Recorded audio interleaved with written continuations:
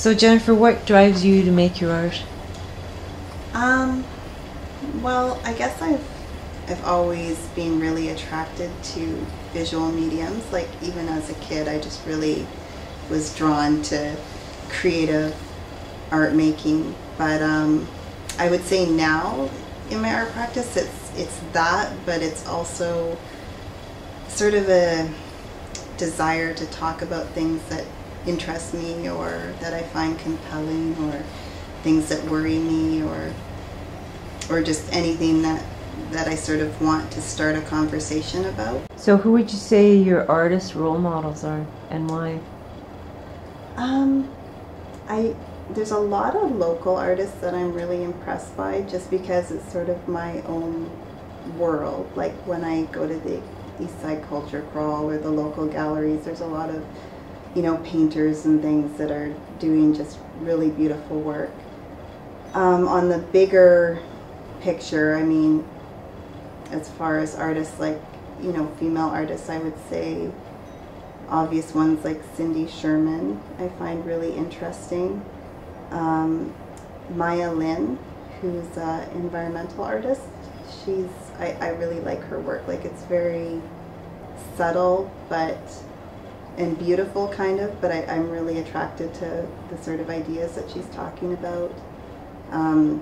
Jenny Saville is a contemporary painter that I recently sort of stumbled across, and I really like her work in that it's kind of daring, like it's painting and it has really traditional aspects to it, but it's also sort of pushing the envelope, and it deals with identity and the female body and that sort of thing. Did you say that looking at female identity and the body is one of the major conversations in your work? It definitely has been, especially in my past work. It was like the primary thing that I was looking at was the female body, and I sort of investigated that in different ways, like through installation work and through paintings. And I have to say most of my current work is more about the environment and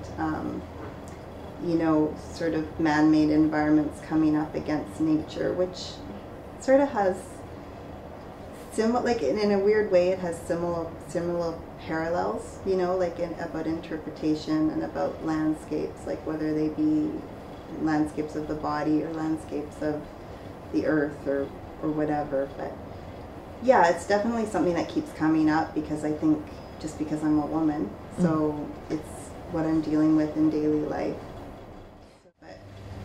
So what does the word feminism mean to you?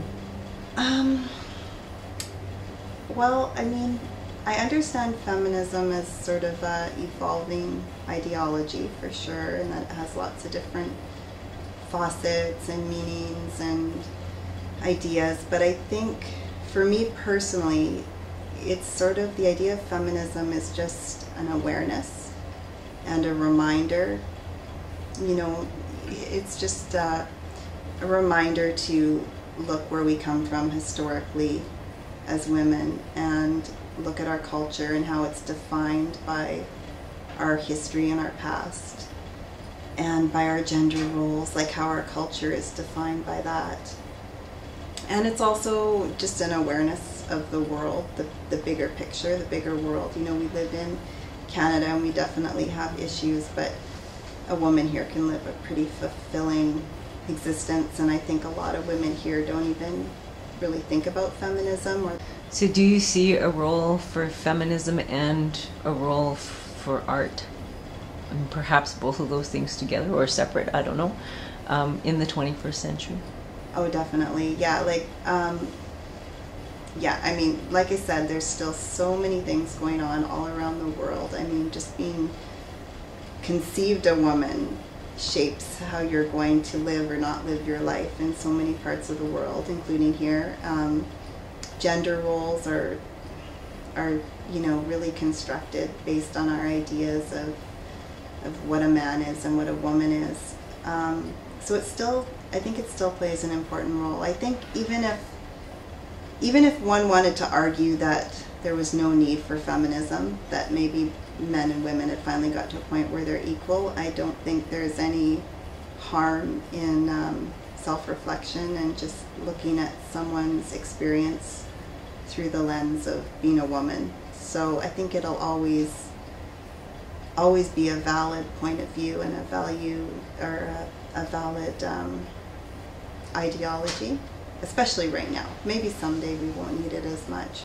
What I like about art is that it can communicate things in a different way, in a more subtle way. Like, hopefully art can lead people to think about things without telling people. If you read an article, or you read a journal, or you read a magazine that tells you about a specific incident or something that happens, that's one way of learning about it. But artwork can be a little bit more open-ended, I think, and it can people can bring their own interpretations to it, which is really nice. I really like that. What do you think those barriers are about? Why aren't we there? I'm not quite sure. I mean, I think that's a huge question. I think it's like based on historical perspectives, like we're still sort of trying to get away from the past in a way, which has always valued male artists and male figures above female.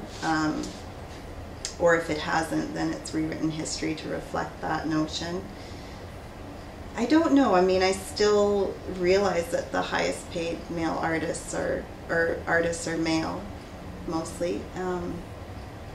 But I mean, that's true for so many aspects of our culture. Like, all the power positions are mostly held by men, but we're slowly seeing more and more women politicians and leaders and that sort of thing. So I don't know why, but I like to think it's changing. So do you think there's hope?